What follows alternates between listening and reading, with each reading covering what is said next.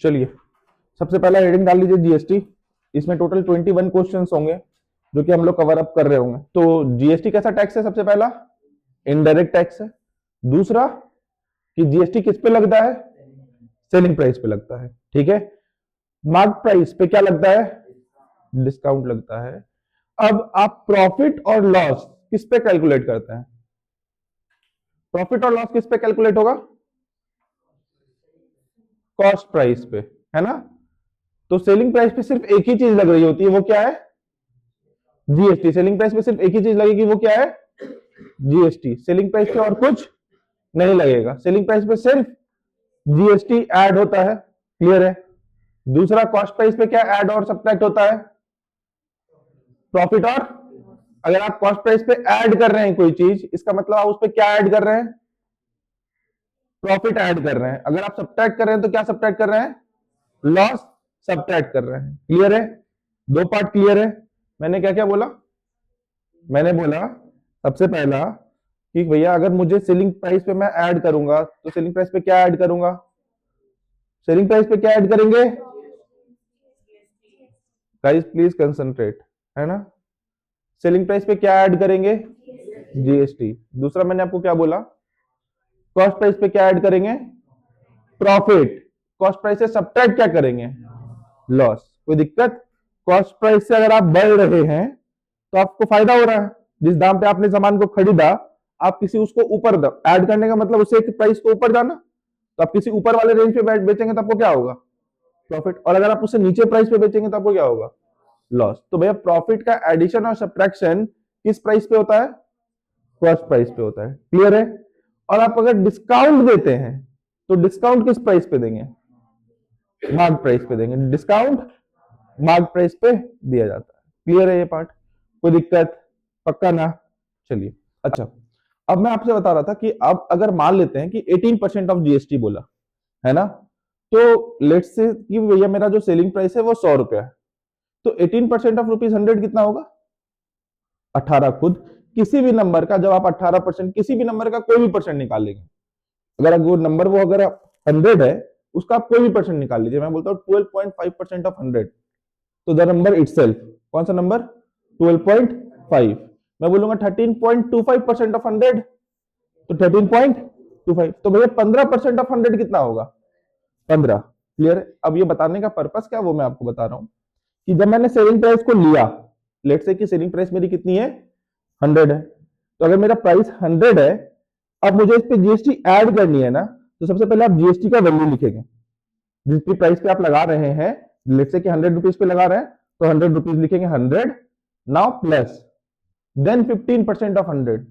सिर्फ 15% ऑफ 100 आपका total amount नहीं कैलकुलेट करेगा। 15% ऑफ 100 क्या कैलकुलेट करेगा? जीएसटी कैलकुलेट करेगा।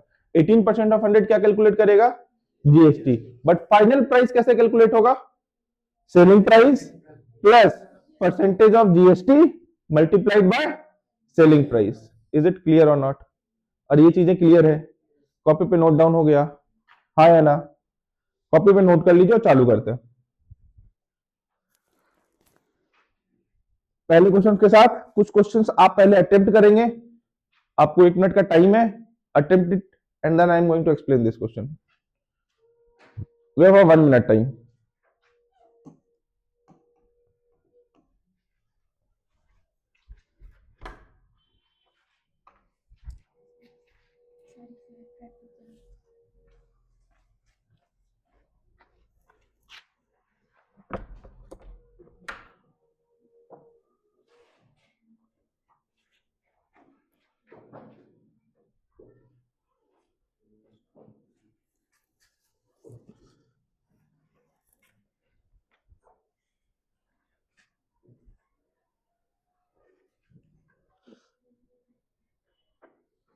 और एक्टिवली पार्टिसिपेट करेंगे ताकि मुझे ये पता पड़ पाए और आपको भी पता पड़ पाए कि आपका कौन सा स्ट्रॉन्ग पोर्शन है और कौन सा वीक पोर्शन है ना।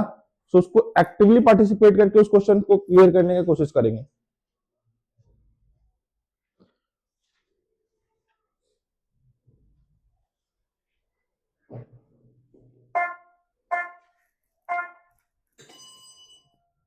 आ जाइए क्वेश्चन के ऊपर। जब मैं एक्सप्लेन करूं तो please come on the board, आपका कंप्लीट भी हो गया हो तो ऊपर भी, नहीं हुआ है तो ऊपर भी, please concentrate on the board then, ठीक है। A shopkeeper bought an article with a price of rupees 1200। सबसे पहले जब क्वेश्चन को पढ़िए तो सबसे पहले उससे जो डाटा आप एक्सट्रैक्ट कर सकते हैं, सबसे पहले डाटा को एक्सट्रैक्ट करके अगले क्वेश्चन से मुझे ये चीज चाहिए। क्या चाहिए?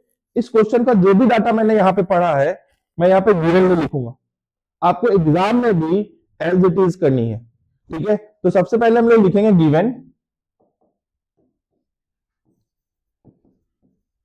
गिवन में क्या है?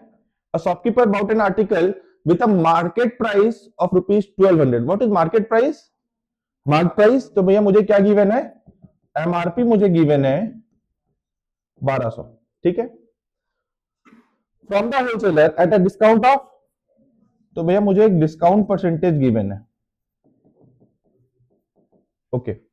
The shopkeeper sells the article to the customer on the market price printed on it. अब शॉपकीपर ने इसको सेल आउट किया किस प्राइस पे? 1200 पे। तो मतलब शॉपकीपर, अब इसके लिए एक चैनल आपको बनाना है। चैनल आपको जीएसटी के क्वेश्चंस में इस तरीके के चैनल बनाना आपको आना चाहिए। हम लोग हमेशा इसी तरीके से रिप्रेजेंट करते हैं जीएसटी के क्वेश्चंस को। ये जो मैं बॉक्स फॉर्म कर रहा हूं, आपको ये बॉक्स फॉर्म करना आना चाहिए। नहीं आ रहा है, मैं जैसे बना रहा हूं आप उसको लिखेंगे वैसे ही, ठीक है। सबसे पहले कस्टमर कहां से खरीदा? होलसेलर से ना। तो इस ब्रैकेट के अंदर मैंने होलसेलर लिखा। होलसेलर ने किसको बेचा? शॉपकीपर को। शॉपकीपर ने किसको बेचा? कस्टमर को। यही प्रोसेस हुआ ना। इसके अलावा और प्रोसेस यहां तक पढ़ने में और कुछ समझ में आया क्या? और कोई चेन बचा क्या?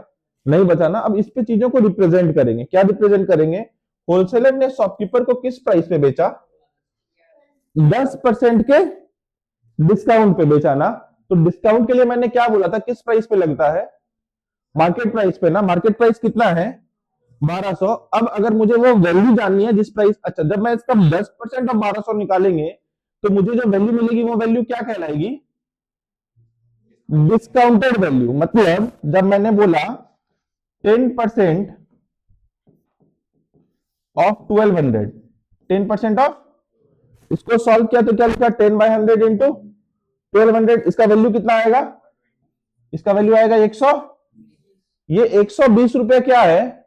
डिस्काउंट मिल रहा है। इस प्राइस पे आपने सामान नहीं खरीदा या सामान को बेचा नहीं गया है। सामान को बेचा किस प्राइस पे गया? 1200 माइनस 120। तो 1200 माइनस 120 कितना?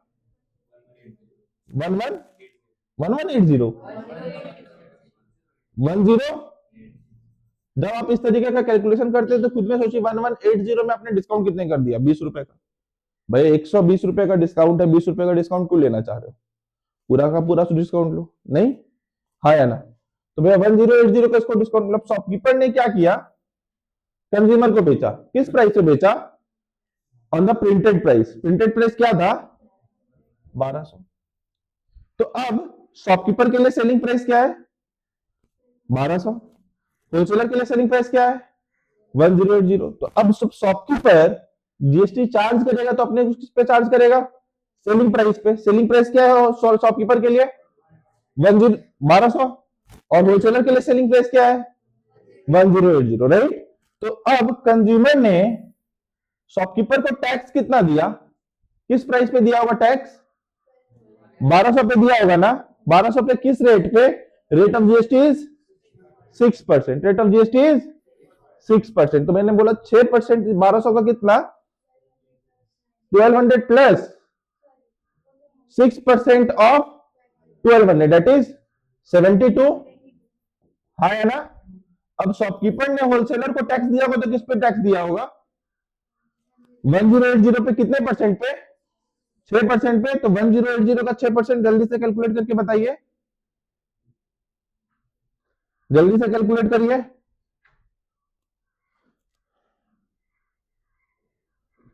कितना? 64.8। 64.8 शॉपकीपर ने होलसेलर को दिया, राइट। ये मेरा अभी क्वेश्चन में मैंने कुछ नहीं बनाया है, मैंने सिर्फ जो क्वेश्चन गिवन था उसका सिर्फ रिप्रेजेंटेशन किया है। अब क्वेश्चन पढ़ लेते हैं। क्वेश्चन क्या बोला? GST paid by the wholesaler. तो होलसेलर ने जीएसटी कितना पेमेंट किया? GST paid by the wholesaler. अब जीएसटी, अब यहां पर आप एक बात समझिए, ये कौन है? होलसेलर। होलसेलर जीएसटी कब पेमेंट करेगा? सबसे पहले अगर आप देखें तो ये जो 64.8 है, this is the 64.8 that is the GST received. इसके पहले का कोई चैनल तो नहीं है। अगर इसके पहले का कोई चैनल नहीं होगा तो जो यहां पर आपके पास वैल्यू आ रखी है यही आपका जीएसटी है जो कि होलसेलर ने पेमेंट किया है। बट जब ये होलसेलर की जगह पे अगर शॉपकीपर बोल देता, अगर शॉपकीपर बोल देता, तब शॉपकीपर कितना जीएसटी पेमेंट करता? अब सबसे पहले ये तो 72 रिसीव किया, इसने कितना जीएसटी पेमेंट किया? इसको 64.8। अब मेरी बात को जरा ध्यान से सुनिएगा। जब आपसे पूछेगा GST paid by the shopkeeper to the state government या टू द सेंट्रल गवर्नमेंट, यहां पर दो तरीके से जीएसटी बढ़ता है। जीएसटी का क्लासिफिकेशन कैसे होता है? दो तरीके से। पहला क्या हो सकता है? या तो एसजीएसटी या तो सीजीएसटी। अब एसजीएसटी सीजीएसटी के जो भी जीएसटी का कंपोनेंट है, जो भी जीएसटी का वैल्यू है, ये दो इक्वल हिस्सों में बढ़ जाती है। ये दो इक्वल हिस्सों में बढ़ जाएगी। 64.8 का एक हिस्सा हो जाएगा 32.4, दूसरा हिस्सा हो जाएगा 32.4, जो कि एसजीएसटी के पास जाएगा और सीजीएसटी के पास जाएगा। ये क्लियर है? अब एक बात को ध्यान रखिएगा, लेकिन यहां पर शॉपकीपर ने जीएसटी पेमेंट अगर किया होगा तो जीएसटी उसने किसको पेमेंट किया? होलसेलर को। जीएसटी इसको किसने पेमेंट किया? अब यहां पर अगर आपसे बोल दिया कि GST paid by the shopkeeper to the government, इसके बाद मैंने एक शब्द अगर लिख दिया GST paid by the shopkeeper to the government, इसका मतलब हो गया शॉपकीपर ने गवर्नमेंट को कितना पैसा दिया। इसके लिए आपको क्या करना है? उसने जीएसटी जो रिसीव किया, कितना जीएसटी रिसीव किया? उसने जीएसटी पेमेंट कितना किया? 64.8। तो भैया इन दोनों के बीच में कुछ डिफरेंस है। वो कितने का डिफरेंस है? कितने का डिफरेंस है? बोलो बोलो, कितना? 6.8.2।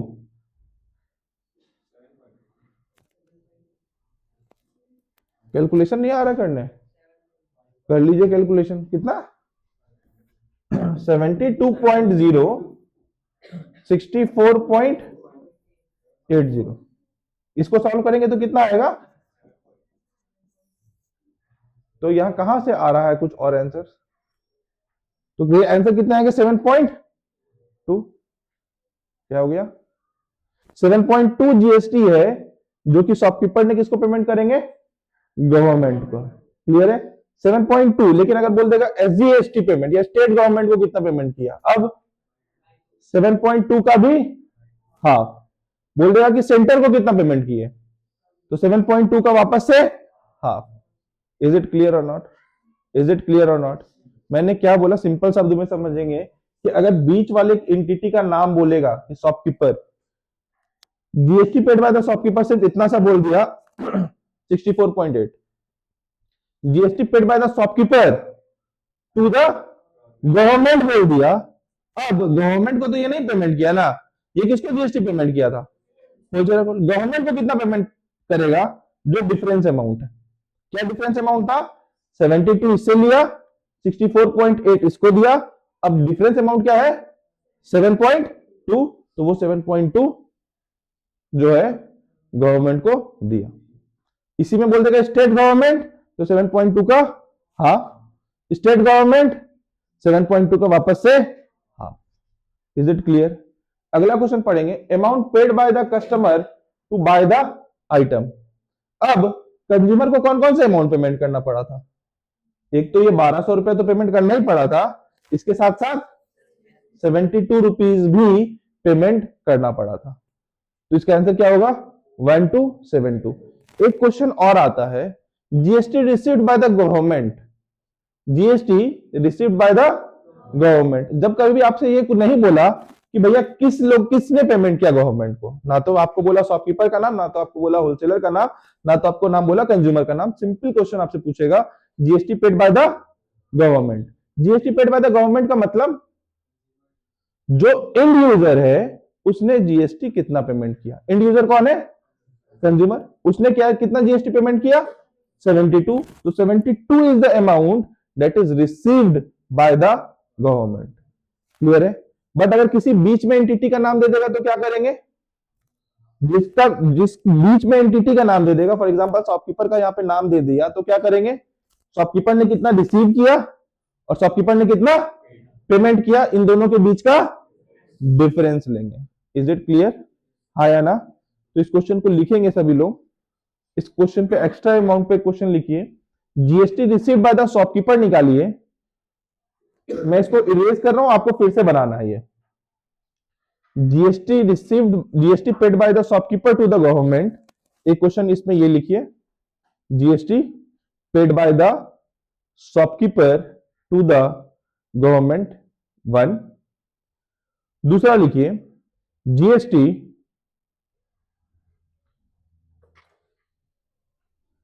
Received by central government, GST received by central government.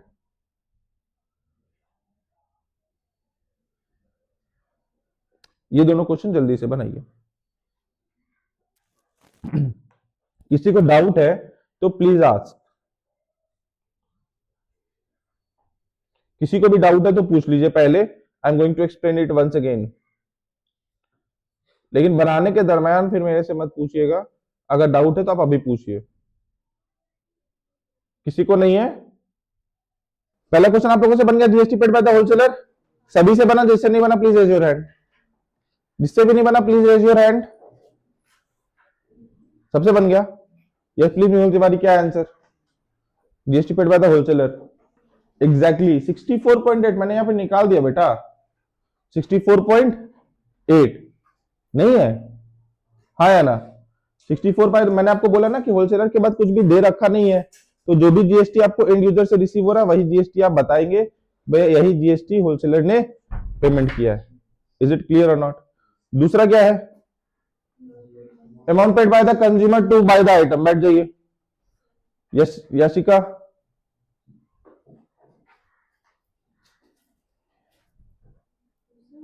हाँ हाँ, amount paid by the customer to buy the item 1272। सभी का आ गया? ठीक है। तीसरा क्वेश्चन मैंने बोला, amount paid by the shopkeeper, जो GST paid by the shopkeeper to the government, right? कितना पेमेंट किया? 7.2। मैंने चौथा क्वेश्चन बताया, GST received by the central government. कितना आंसर आया? 3.6 आया ना? 3.6 आया कि नहीं आया? आया कि नहीं आया 3.6? हाँ, सब बुर्बक है। जिनका भी 3.6 आया सब बुर्बक है। मैंने आपको क्या बोला था? GST received by the central government. मैंने बोला पेड बाय कौन? नहीं बोला था ना? क्या बोला था अभी आपको? अगर GST paid by the central government आ जाए और नाम नहीं मेंशन करे तो एंड यूजर का टैक्स देखिए कितना है। एंड यूजर ने कितना टैक्स पेमेंट किया है? 72। ये तो टैक्स पेमेंट किया है। सेंट्रल गवर्नमेंट को कितना पेमेंट किया होगा? 72/2, that is 36। Is it clear और नॉट? दिमाग का बत्ती जला या नहीं जला? अरे बत्ती जला? अरे हाँ या ना? बत्ती जलना जरूरी है। अगला क्वेश्चन आइए। ये आईसीएसई का one of the favourite question है। ये किसी ना किसी फॉर्म पे आपसे पूछा जाएगा, चाहे तो ये टेबुलर फॉर्म पे दे दे, चाहे आपको क्वेश्चन के डाटा फॉर्म पे दे दे और आपको ऐसा टेबल बनाने के लिए बोल दिया जाए। ठीक है? तो इन दोनों में से किसी ना किसी फॉर्मेट पे आपको ये क्वेश्चन देखने को मिलेगा ही मिलेगा, और इसको आप अगर इस तरीके से टेबल बना करके रिप्रेजेंट करेंगे ज्यादा बेहतर होने वाला। ठीक है? कुछ नहीं करना है, जीएसटी का रेट दे रखा है, क्वेश्चन पढ़ लीजिए, स्टोर है, ये है। अच्छा, इसमें कई बार क्या करता है क्वेश्चन में, डिस्काउंट परसेंटेज भी क्वेश्चन में दिया रहता है कि इस आइटम को इतने % डिस्काउंट पे भी दिया गया। अब इसमें 5% का जीएसटी लगा था तो अमाउंट कितना लगेगा? तो 650 का कितना निकालेंगे? 5% कितना हो जाएगा? बोलो। तो डायरेक्टली नहीं बोले सर, देखो कैलकुलेशन को भी थोड़ा सा स्मार्ट करेंगे। 10% निकालने के लिए एक डेसिमल पॉइंट पीछे आओ, तो कितना हो गया वो? 65। अब 65/2 करना है, तो पहले 64/2 कर दो। 64/2 कितना होता है? 32, और 1 बच गया तुम्हारे पास एक। 1/2 इज 0.5, तो इसका आंसर कितना हो जाएगा? 32.5। आप कैलकुलेट कर सकते हो 5/100 इंटू 650, उसमें कोई दिक्कत नहीं है, ठीक है। मैं बोल रहा हूं लेकिन कैलकुलेशन इस तरीके से थोड़ा सा फास्ट हो जाएगा, तो आपका पेपर जो आप कहते हैं कि लेंदी आया था, वो पेपर लेंदी नहीं होता, आपका अप्रोच लेंदी होता है, ठीक है। अपने अप्रोच को अगर स्मार्ट कर लें तो पेपर लेंदी आपको नहीं लगने वाला। क्लियर है।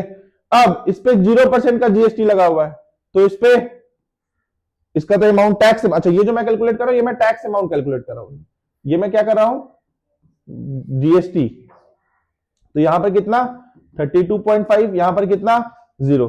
18% एक आर्टिकल पे है ना, राइट। यहां पे कितना आर्टिकल है, 2 आर्टिकल है, तो 18% पहले 80 का निकाल लीजिए, तो कितना कितना 40 14.4 एक आर्टिकल का, 2 आर्टिकल का 28.8, राइट। तो टोटल जीएसटी कितना होगा, टोटल जीएसटी बताइए, 61.3 is the total GST, right. अब क्वेश्चन क्या बोला है, एसजीएसटी पेड। क्वेश्चन को ध्यान से देखिएगा बच्चा, कई बार आपसे जो क्वेश्चन पूछेगा, आपको जीएसटी पेड नहीं पूछा, आप सब कुछ कैलकुलेशन कर दिए, लेकिन फिर भी आपका आंसर गलत आ जाएगा।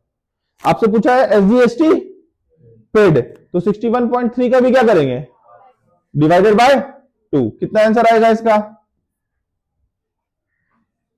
61.3/2।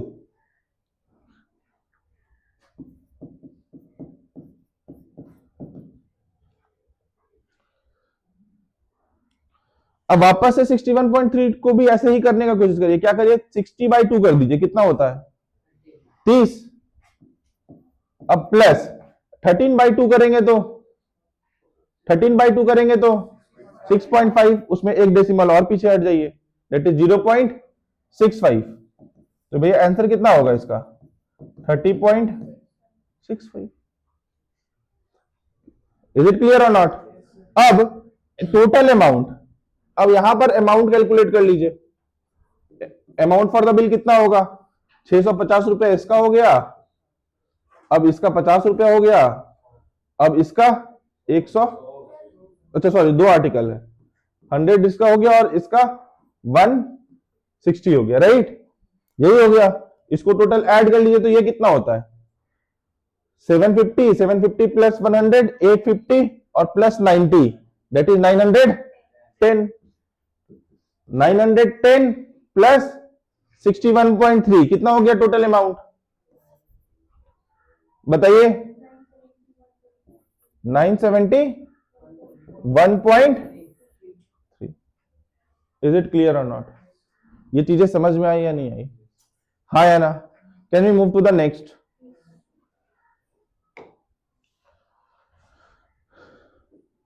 अब ये इंटर स्टेट सेल्स क्या होता है और इंटर स्टेट सेल्स क्या होता है। इंटर स्टेट सेल्स मतलब एक स्टेट से बाहर जाने वाला। तो इस केस पे मैं आपको बता दूं जीएसटी के जो कंपोनेंट्स होते हैं in a case of inter state, inter state के केस में जीएसटी कैसे बढ़ता है, आईजीएसटी के फॉर्म पे सिर्फ और सिर्फ आईजीएसटी का कंपोनेंट आता है। बट जब इंट्रा स्टेट का फॉर्म आ जाए, किसका फॉर्म आ जाए, तो अब जीएसटी का कंपोनेंट क्या हो जाएगा, एसजीएसटी और सीजीएसटी। इज इट क्लियर और नॉट, हाँ या ना। अब पढ़ लीजिए question, the CGST paid by the dealer to the central government is ₹120। कौन किसको पेमेंट किया, डीलर किसको पेमेंट किया, सेंट्रल गवर्नमेंट को, ठीक है। If the mark price of the article is ₹2000 the rate of GST. अब क्या बोला, सीजीएसटी पेड है ना 120 रुपया to the central government, right. तो ये टोटल जीएसटी कितना पेमेंट हुआ होगा 240। अब 240 रुपए total amount of GST paid है, राइट। कितना परसेंट, 6%। तो मुझे परसेंटेज पता है क्या, x% कितने का 2000 का। तो इसको सर कैसे सॉल्व करेंगे, x/100 इंटू 2000 इज 240। अब एक्स का वैल्यू कितना,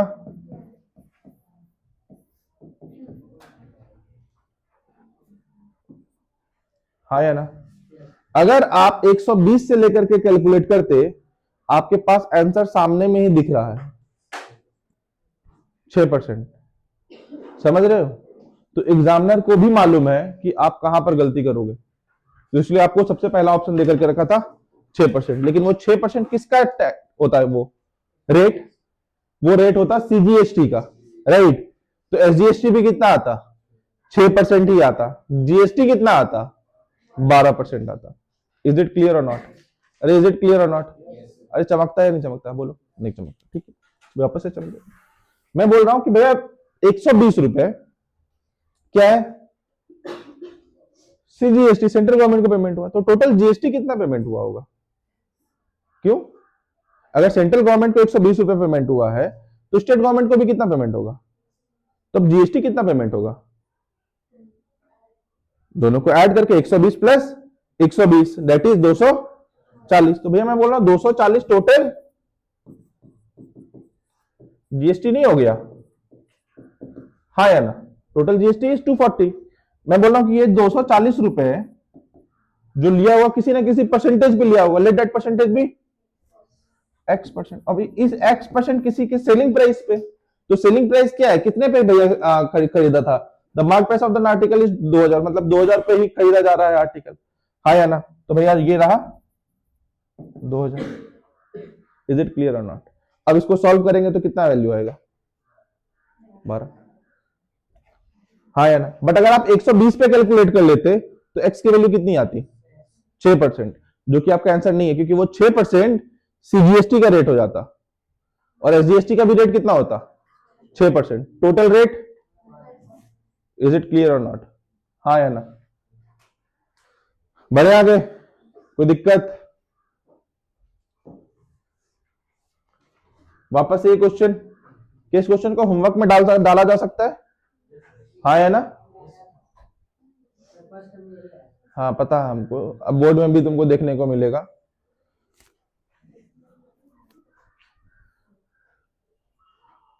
ये क्वेश्चन मार्क कर लीजिए, क्वेश्चन नंबर 4 आपका होमवर्क रहेगा। क्लियर है? Question number 5, question number 5 please. Retailer सबसे पहले क्वेश्चन के साथ क्या करने के लिए बोला है, पढ़ करके क्या करने के लिए, डाटा को लिखना है ना, गिवन लिखना है, राइट। तो सबसे पहले गिवन को लिखना चालू करिए। I want to see in everyone's copy. % Of कैसे लिखेंगे, 1500 that is the amount plus 10%, मैंने सॉरी कितना परसेंट, 10% प्रॉफिट लिया है ना, तो 10% ऑफ 1500। क्लियर और नॉट? 10% ऑफ जो वैल्यू आएगा उस वैल्यू पे कौन बेचा, किस होलसेलर ने, कस्टमर को। अरे बोलो हाँ या ना? अरे हाँ या ना? होलसेलर ने कि रिटेलर ने, सॉरी रिटेलर ने, राइट। रिटेलर ने बेचा कस्टमर को। अब सेल्स कैसा है, अगर इंटरेस्टेड है तो जीएसटी का कंपोनेंट दो होंगे, कौन कौन से, सीजीएसटी और एसजीएसटी, गुड। अब the rate of GST is 10%, the amount GST paid by the customer. बन गया? Very good. कितना आया, 165। कैसे निकाला देख लेते हैं। मैंने बोला होगा कि हमारा क्या क्या गया होगा, किस तरीके से गया होगा ये चैनल। यहां पर मेरा होलसेलर होगा, ये मेरा रिटेलर होगा, और ये मेरा कंज्यूमर होगा। होलसेलर ने रिटेलर को बेचा, किस प्राइस पे बेचा, 1500 पे, राइट। अब इसने इसको किस प्राइस से बेचा, 1500 पे 10% प्रॉफिट लेकर के। तो 1500 का 10% कितना, 150। 1500 में 150 ऐड करेंगे तो कितना, 1650। अब जीएसटी का रेट कितना, इसका 10% कितना, 165। हाँ या ना? इजी, डुएबल, बन पाया क्या सभी से, हाँ या ना? आगे बढ़े, देखते हैं। कई क्वेश्चन वापस से होमवर्क में डालें, किसी को प्रॉब्लम है, ये टाइप का एक क्वेश्चन और करना है, होमवर्क में डाल सकते हैं। Thank you. अब इस क्वेश्चन को पढ़ करके मैंने आपको बोला था ना, आईसीएसई का फेवरेट क्वेश्चन क्या होता है, या तो आपको टेबल बनाने देगा और या तो ये आपको रिटर्न फॉर्मेट देगा और आपको इससे टेबल बनाना होगा। हाँ या ना? तो अब आप इस डाटा को पढ़ करके सिर्फ पहले टेबल बना लीजिए। ठीक है, कैसा टेबल? ऐसा टेबल, है ना? क्या क्या इसमें आएगा? आइटम, क्या मार्क प्राइस है, अगर कुछ डिस्काउंट दे रहा है तो discount percentage, discount value, GST percentage, GST value, amount, total amount. Total amount कैसे कैलकुलेट करेंगे? GST plus amount. Is it clear और नॉट? हाँ या ना? तो जल्दी से इसका टेबल, जल्दी से इस क्वेश्चन का टेबल बनाइए। मैंने आपको कैलकुलेट करने नहीं बोला है, कैलकुलेट आप कर लेंगे अगर आपने सही से टेबल बना लिया तो हम लोगों ने क्या यहां पर हम लोग को लिखना है, सबसे पहला serial number and then items, फिर प्राइस, कॉस्ट प्राइस क्यों? मार्क प्राइस, या चलिए प्राइस में डायरेक्टली लिख देता हूं। ठीक है, डिस्काउंट, और भी कुछ बेचा है क्या? डिस्काउंट के बाद डिस्काउंट वैल्यू, ये डिस्काउंट रेट हो गया आपका। डिस्काउंट वैल्यू के बाद आपका जीएसटी एंड जीएसटी के बाद आपका अमाउंट, फिर आपका टोटल अमाउंट। अब जैसा बताइए क्या क्या पहला नंबर पे क्या है? मेडिसिन। मेडिसिन को किस रेट पे खरीदा? कॉस्टिंग रुपीज 950, प्राइस है इसका 950। जीएसटी का रेट, इस पे भी डैश, इस पे भी डैश, इस पे 5%। दूसरा क्या है? Pair of shoes. आपको ऐसे नहीं लिखना है, आपको पूरा लिखना है ना? पेयर ऑफ शूज, प्राइस क्या है? 3000।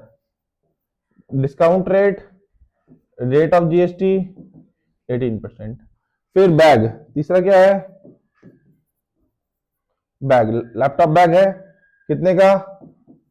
1000 रुपए का विद डिस्काउंट ऑफ 30%। तो 30% का डिस्काउंट दिया तो डिस्काउंट वैल्यू कितना हो गया?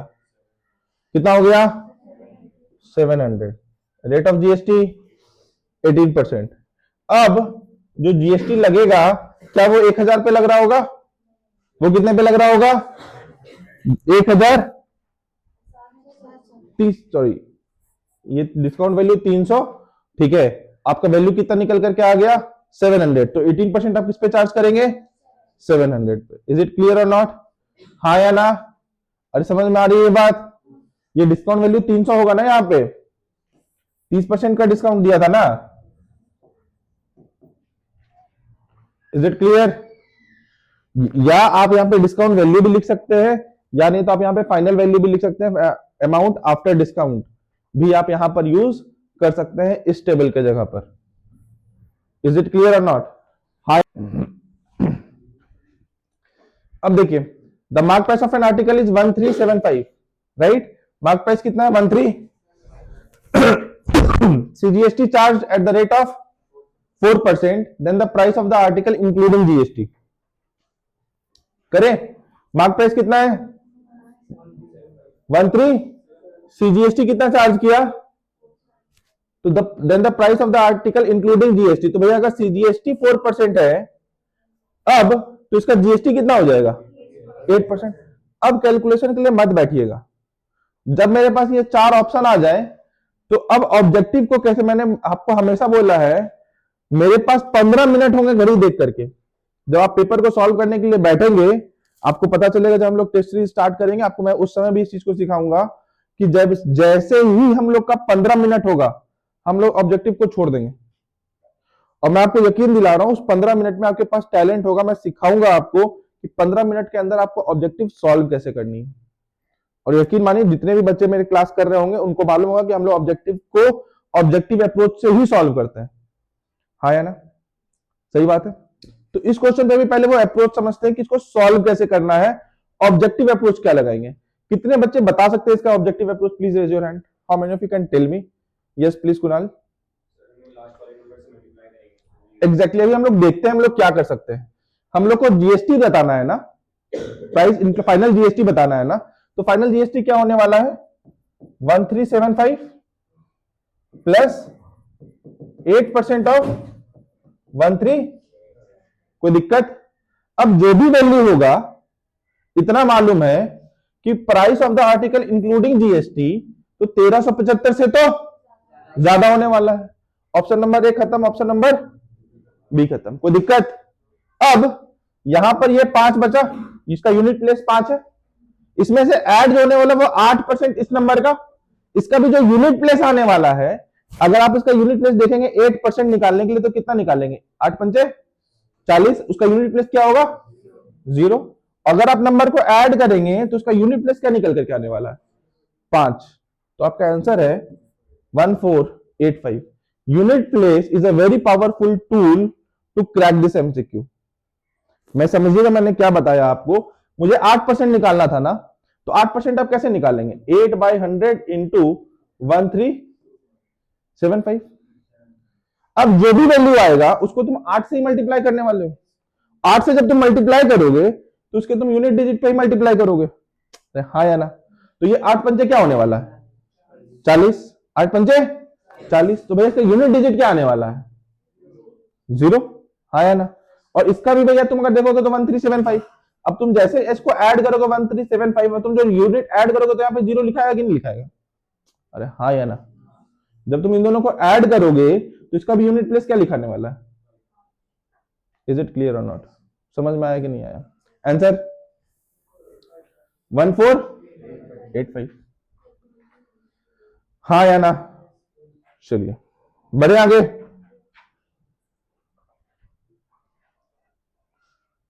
Can we move to the next? चलिए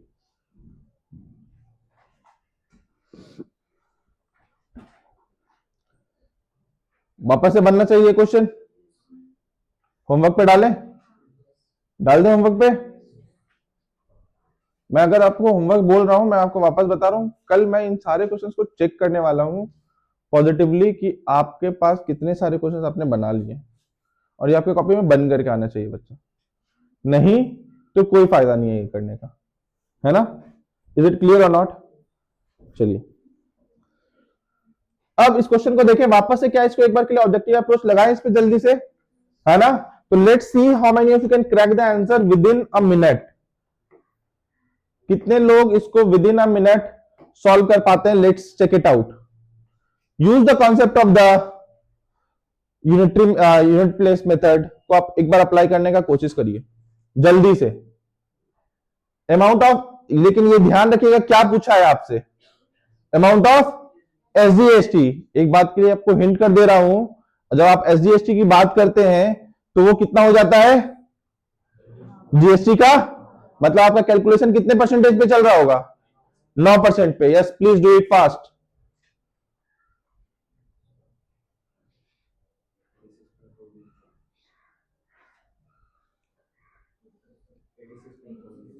$86.40।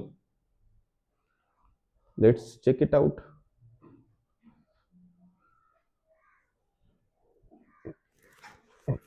Is it done? How many of you have cracked this question? Please raise your hand. 1, 2, 3, 4, 5, 6, 7 and why not the rest? कहां फंस रहे हैं बाकी लोग? Let's calculate. 1200 पे 20% का डिस्काउंट देना है। 1200 पे 20% डिस्काउंट देने का मतलब, मैं बोल रहा हूं कि भैया मुझे 240 रुपए का डिस्काउंट देना है, अरे हाँ या ना? 240 रुपए का डिस्काउंट देने का मतलब ये अमाउंट 240 रुपए से कम हो जाए, सबसे पहले 200 कम कर दो। तो 200 कम करेंगे तो कितना आएगा 1000, और 40 कम करना तो कितना अमाउंट आएगा 960। 960 पे कितना परसेंटेज 9% ना। जैसे इसका तुम 9% निकालने वाले तो उसका यूनिट डिजिट क्या आने वाला है 0.4 तो रहने वाला है, हाँ है ना? तो भैया अब मैं देखूंगा कि 4 किसके आखिरी में है।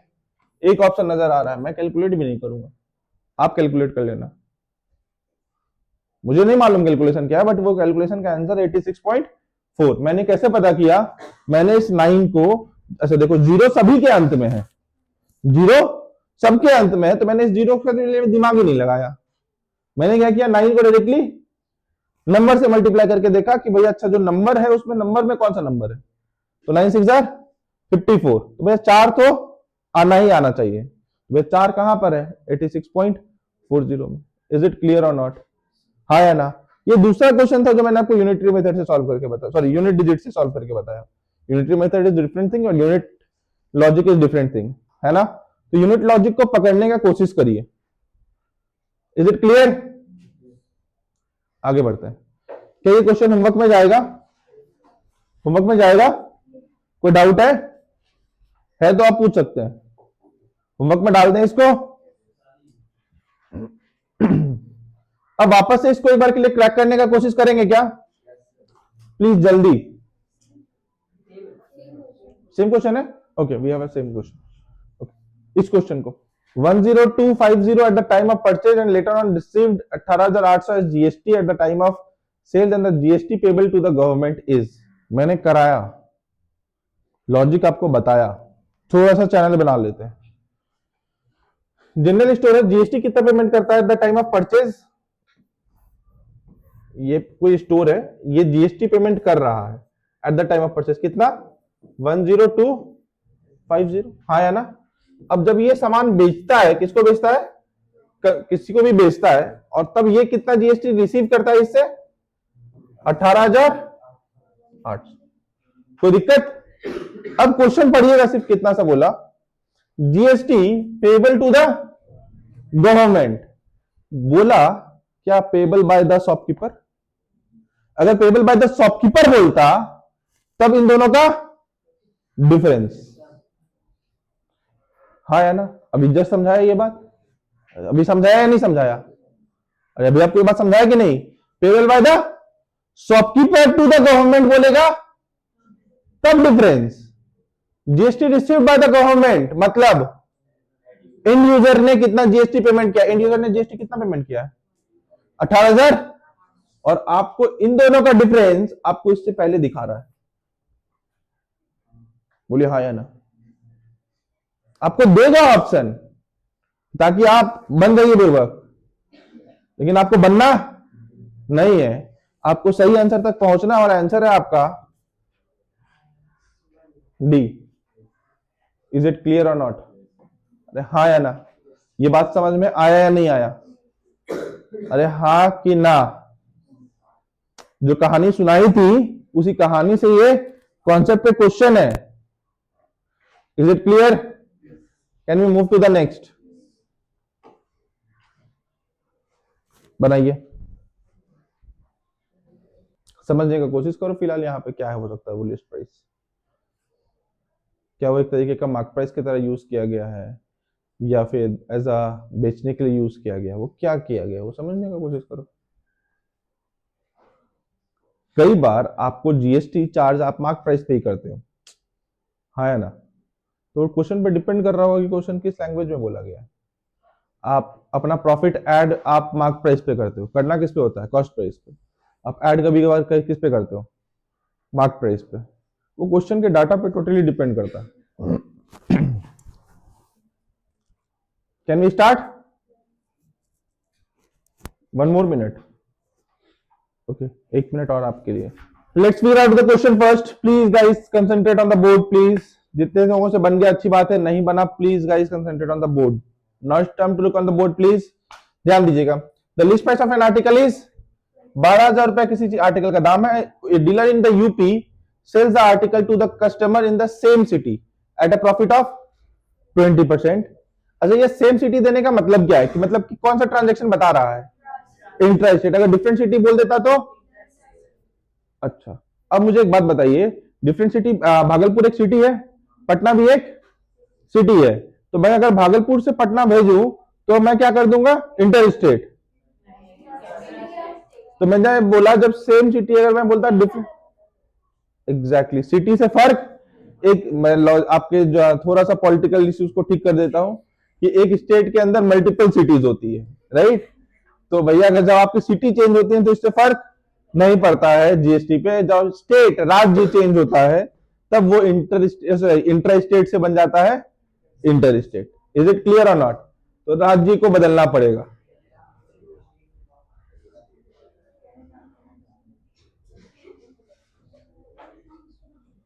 आ जाइए इधर। अब profit of 20% if the rate of GST is 12%, find IGST. ये लगे आईजीएसटी कितना हो जाएगा? आंसर है ना डायरेक्ट। आप इस बात को समझिए, कई बार आप सिर्फ पढ़ करके अपने क्वेश्चन से आंसर आप कुछ मार्क्स गेन कर सकते हैं। हमको कुछ नहीं आता था, हम आईजीएसटी सिर्फ लिख करके क्या लिखते हैं? 0, और मुझे नंबर मिलता है या नहीं मिलता? हाँ या ना? आईजीएसटी इस केस में क्या होगा? 0।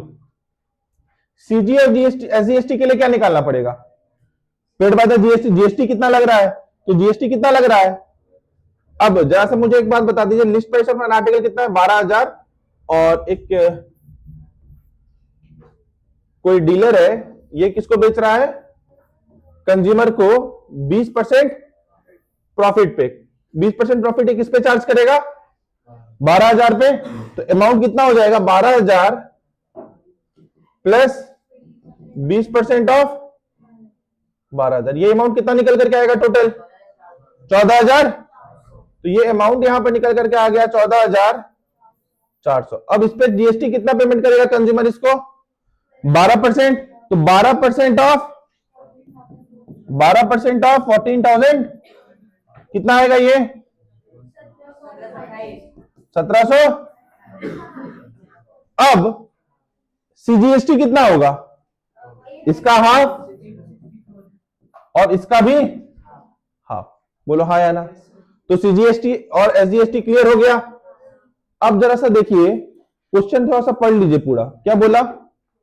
Paid by the dealer to the central and state government. अब मुझे इससे यहां पर कोई फर्क नहीं पड़ता, मैंने जो आंसर निकाला है यही आएगा। पूछो क्यों? क्योंकि इसके पहले का एंटिटी आपको मेंशन नहीं है। क्लियर है कि भैया कि इसको कौन किस पे बेच रहा है, वो कहां पे कितना खरीद रहा है, ऐसा कुछ भी मेंशन नहीं है। तो ये जो अमाउंट रिसीव किया है, मैं टैक्स इसी अमाउंट पे कैलकुलेट कर रहा हूं। बट यहां पर एक बोल देता कि एक होलसेलर था जो कि इसको कितने पे बेचता है? 12,000 पे। अब कहानी बदल जाती। अब हमको बोलना पड़ता ये अमाउंट जो रिसीव किया, ये अमाउंट जो पेमेंट किया, इन दोनों अमाउंट का डिफरेंस। Is it clear? हाँ या ना? बट ये क्वेश्चन में कहीं पर भी स्टेट नहीं किया गया है कि वो कितने रेट पे खरीद रहा है। सिर्फ इतना बोला गया है कि एक आइटम का लीस्ट प्राइस 12,000 है ना? Is it clear? तो आप ये नहीं मान सकते हो कि 12,000 पे ही उस वो डीलर ने वो सामान को खरीदा होगा। हो सकता है उससे कम रेट पे खरीदा हो। You never know. If the question में अगर वो डाटा को मेंशन नहीं किया गया है तो आप उसको मान नहीं सकते। इज इट क्लियर और नॉट? चलिए, amount which customer page for the article. कितना पेमेंट करेगा कस्टमर? 14,400 प्लस 1,728। इन दोनों को ऐड करना होगा। क्लियर है? हाँ या ना? Can we move to the next? अगला क्वेश्चन देखिए। A retailer buys an article at a list price from a wholesaler and sells it to a consumer in the same state after marking the price by 20%. The list price of the article is 2,500, rate 12%. What is the tax liability of the retailer to the central government? क्या अभी हम लोगों ने ऐसा ही question किया? हाँ या ना? अभी ये क्वेश्चन जस्ट हम लोगों ने इसी पैटर्न पे किया। हाँ या ना? इस क्वेश्चन को होमवर्क डालें? हाँ, तो question number 15 as a homework please note down करिए। आपको इसका सीट मिल जाएगा, please collect it from the office. ठीक है, जितने लोगों को जीरोक्स कराना है जीरोक्स करा लीजिए, जो भी करना है करा लीजिए। सर तौसीफ से मिलकर के ये सीट आप लोग ले सकते हैं, पहले तीनों यूनिट का। तीनों यूनिट का है ना सर अपने पास अभी रेडी? ठीक। Next, a shopkeeper marked pressure cooker at rupees 1,800. The rate of GST on the pressure cooker is 12%. ठीक है, जीएसटी कितना प्रेशर कुकर पे कितने परसेंट का मार्क किया गया? The customer has only 1792 is a very important question, please mark it down. इस बार आपको ऐसा क्वेश्चन देखने को मिलेगा। इसके अलावा मैं आपको 2 क्वेश्चन और भी लिखाऊंगा, वो दोनों क्वेश्चन भी आपको इस बार के एग्जाम में आपको देखने को मिलेगा। ठीक है, please mark down this question is a important one. ठीक है, with him and he requests the shopkeeper to reduce the price so that he can buy the cooker at 1792. What percent of discount must the shopkeeper give? Is it clear? चलिए बनाइए जल्दी से, इसको attempt करने का कोशिश करते हैं। क्या बोला? Shopkeeper mark the pressure cooker कितने पे? 1800 पे। बोला रेट ऑफ जीएसटी कितना है? 12%। अब बोल रहा है कि कस्टमर के पास कितना पैसा है? 1792 रुपया ही है, 1792 रुपीज ही है उसके पास पेमेंट करने के लिए। कितना का वो डिस्काउंट उसको मिल जाएगा? तो अब एक बात को समझो, अगर मैं 1792 पेमेंट कर रहा हूं, मैं टोटल पेमेंट कितना किया? 1792 रुपए मैं पेमेंट कर सकता हूं। तो मैं अमाउंट पेड मेरे पास कितना है? 1700। यही amount that I can pay, right और नॉट? ये अमाउंट दो अमाउंट से बनेगा, कौन बताएगा? Raise your hand. 1792 रुपया दो अमाउंट से बनेगा, प्लीज दिल।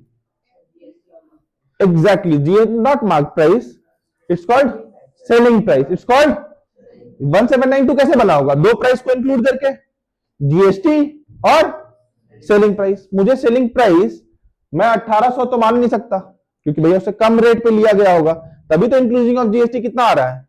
1792। तो let that the selling price भी एक्स। और इसमें क्या ऐड किए होंगे? इसमें क्या ऐड करेंगे? जीएसटी। जीएसटी कितना परसेंटेज है? 12%। तो 12% में किसका जीएसटी? 12% of x. हाँ या ना? अब इन दोनों का सम ही किसके बराबर है? अरे हाँ या ना? तो भैया जरा सा एक्स का वैल्यू बताओ। बताना मुश्किल है एक्स का वैल्यू, फिर भी यहां पे कैलकुलेट कर लो। 1.12x is equal to 1792। अब इसको कैलकुलेट कैसे करते हैं ये भी देख लीजिए। जितना भी परसेंट ऑफ जीएसटी आपको बोलेगा 13% ऑफ एक्स प्लस एक्स, तो उसकी वैल्यू होगी 1.13x। क्यों? क्योंकि आप जरा सा सिंपल समझिए, ये जो 12% लिखा हुआ है, ये क्या लिखा हुआ है? 12/100, दैट इज 0.12। और x कितना है? x 1x, right? तो 1x प्लस 0.12x, तो 1.12x। आपको बोल देता कि 17% ऑफ x, तो 17% ऑफ x को किसमें कन्वर्ट कर लेते? 0.17x। तो 1 प्लस 0.17 कितना हो जाता? 1.17। तो डायरेक्टली इसको ऐड करेंगे ना, x प्लस 12% ऑफ x कितना? 1.12। x is equal to 1792। x का वैल्यू 1792 बाय 1.12 इंटू 100 का है। हाँ, पॉइंट उठा दो, ठीक। इसको सॉल्व करके बताइए वैल्यू कितने है x की? 60, 1600। तो x का वैल्यू आ गया 1600। अब आपसे ये नहीं पूछा है कि भाई सेलिंग प्राइस क्या है, आपसे क्या पूछा है? व्हाट परसेंट ऑफ डिस्काउंट, कितना डिस्काउंट उसको दिया जाए। तो अब उसका दाम कितना था? 1800 से कहां पे आ रहा है? 1600 पे। कितना का डिस्काउंट मिला? अब कंपैरिजन किया जाता है हमेशा जहां से डिस्काउंट मिल रहा है। तो डिस्काउंट कहां से मिल रहा है? 1800 से 200 बाय इंटू, सॉल्व करके आंसर आएगा। अरे बोलिए हाँ या ना? समझ में आया क्या? अब marked price of a toy is same as the percentage of GST that is charged. The price of a toy is 24 including GST. Taking the marked price as X, form an equation and solve it to find the value of X. क्या बोला question? The marked price of an article is same as the percentage of GST that is charged. ठीक है? The price of a toy is 24 including of, मतलब ये 24 रुपए आप कब लिखोगे? इज इक्वल्स टू के इधर, इक्वल्स टू के इधर दो पार्ट लिखाएगा। वो दो पार्ट क्या हो गया आद्या?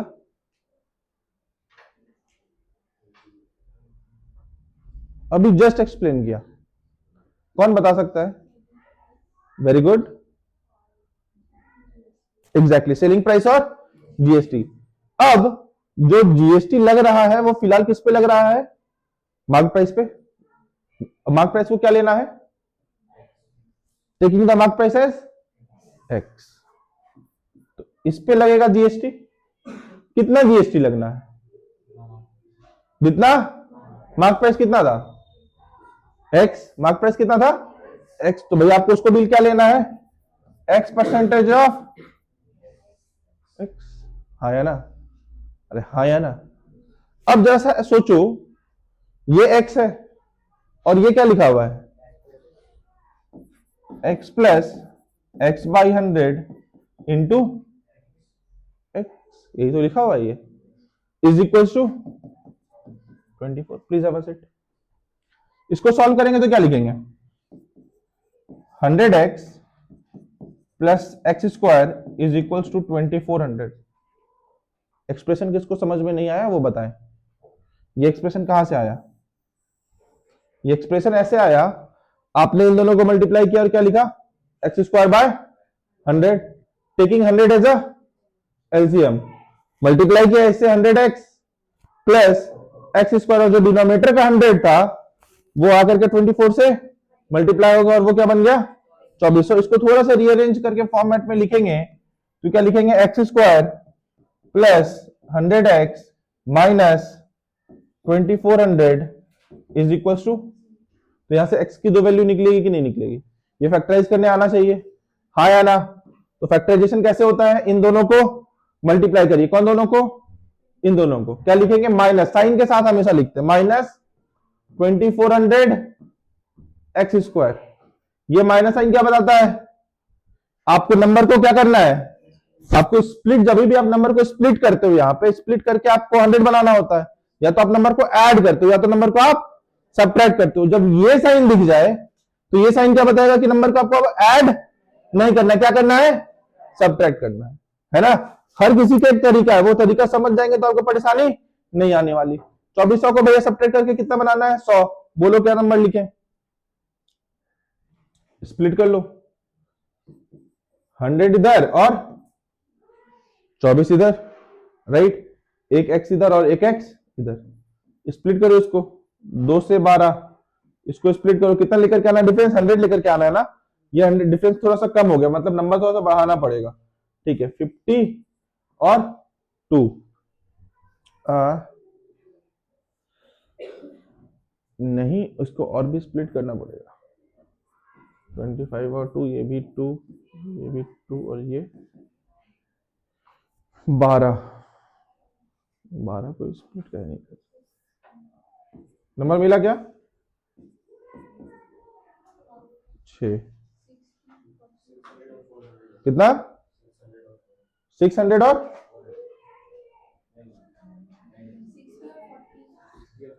60 और उसको तो तुम ऐड कर रहे हो, हाँ हाँ, तो बीच का साइन भी तो क्या आना चाहिए, मतलब एक कोई बड़ा नंबर होगा और एक कोई छोटा नंबर होगा, क्योंकि नंबर का आपको करना क्या है सब्ट्रैक्ट, हाँ है ना। अगर नहीं हो रहा है तो डायरेक्टली फैक्टराइज वो कर दो, कैसे, साइन नंबर का क्या होगा, बड़े नंबर का साइन क्या होगा, बड़े नंबर का साइन अगर माइनस तो दूसरे नंबर का साइन प्लस, 8 32 120 माइनस 20, सही बोल रहा है, x square plus 120 x minus 20 x minus 24। अब मैं यहां पर आपको दो चीजें सिखाने वाला था, समझिएगा ध्यान से। बहुत बच्चों ने बोला सर 60 और 40 ले लेते हैं, 2400 बन रहा है 60 और 40 से, और 60 और 40 को जोड़ने पे 100 भी आ जा रहा है। यही मेथड आपको, अगर आप ये नहीं लिखोगे तो आप गड़बड़ा जाओगे।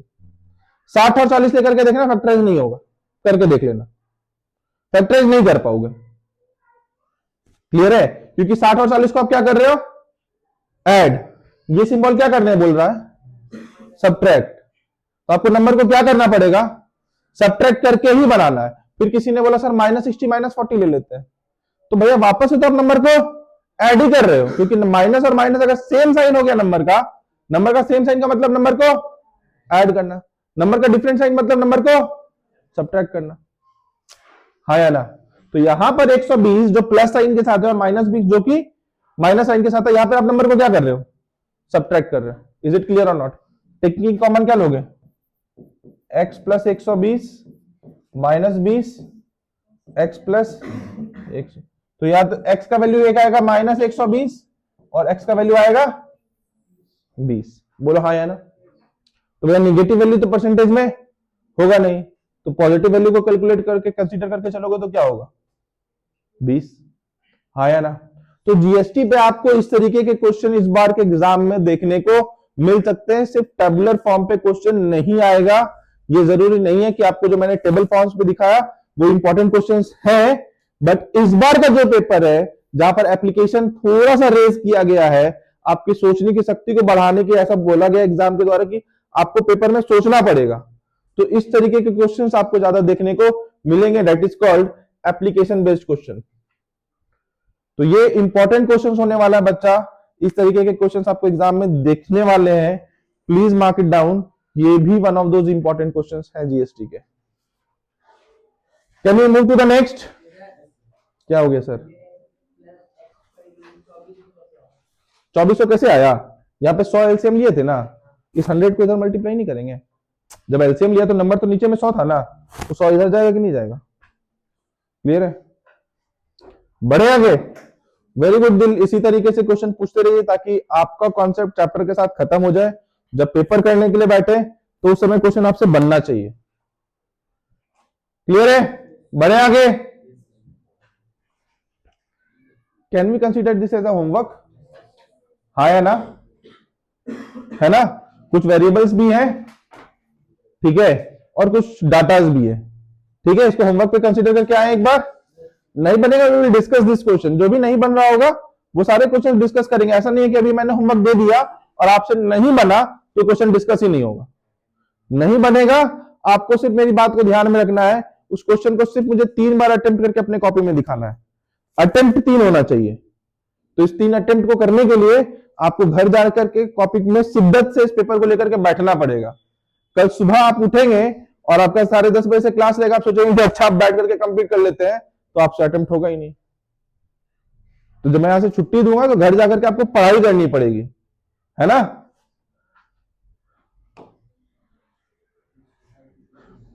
Once again, can we consider this question also as an homework? ठीक है, कुछ भी नहीं, यहाँ पे कुछ चीजें लिखी गई है कि भाई आज का ऑफर क्या है, दिखाया जाता है ना रेस्टोरेंट में आते हैं टुडेज ऑफर, हाँ है ना? रेस्टोरेंट का नाम लेने पे भूख नहीं लगाना, ठीक है? तो यहाँ पे टुडेज ऑफर लिखा हुआ है, इसके हिसाब से इसी चीज को यहाँ पर आपको ये टेबल बना करके भी हमारी तरफ से दे दिया गया है, बट कई बार आपको सिर्फ ऐसे स्लैब्स मिलेंगे जैसे today's offer type, and now you need to extract the data, ठीक है, in this tabular form and then solve this as a question. Is it clear और not? About an electrical fan which is mark price of rupees 800 if the GST of the goods is 7%, GST कितना है? 7%। तो आपको क्या calculate करना है? तो भैया जीएसटी कितना निकल करके आएगा? 56। अरे हाँ या ना? 56 का भी हाफ, आंसर 28। 56 निकाल लोगे तो देखो तो आंसर दिख जाएगा 56, लेकिन मारना नहीं, ठीक? क्लियर है ना? हाँ या ना? चलिए, यहां पे चैप्टर कंप्लीट होता है आपका जीएसटी।